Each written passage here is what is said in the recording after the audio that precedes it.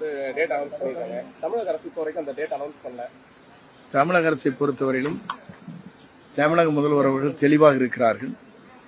பாரத புறமை சந்திக்கும் போதும் சரி, மற்ற சட்டமன்றமாக இருந்தாலும் சரி, தெளிவாக அவர் சொல்லியிருக்கிறார். மேகதா அணையை பொறுத்தவரையிலும் ஒரு செங்கலை கூட தமிழக அரசு அங்கே வைப்பதற்கு அனுமதிக்காது என்று சொல்லியிருக்கிறார்.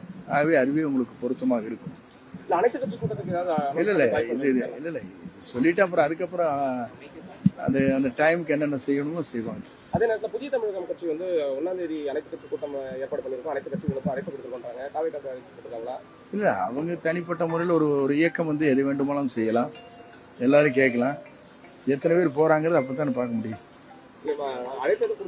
இல்ல, அழைப்பில் எங்களை பொறுத்தவரையும் ஒவ்வொரு இயக்கமும் அவங்களுடைய செயல்பாடுகளை வெளிப்படுத்துவதற்காக இது போன்ற நிலைகளை உருவாக்குகிறார்கள், பொதுமக்களுடைய பிரச்சனைக்காக.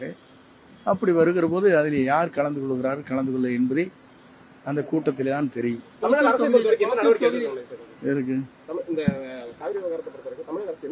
ஒரு செங்கலை கூட எடுத்து வைக்க கூடாது, மேகதா அணையில் அதை அனுமதிக்க முடியாதுதான் நம்முடைய முதல்வருடைய தீர்க்கமான முடிவுகள்.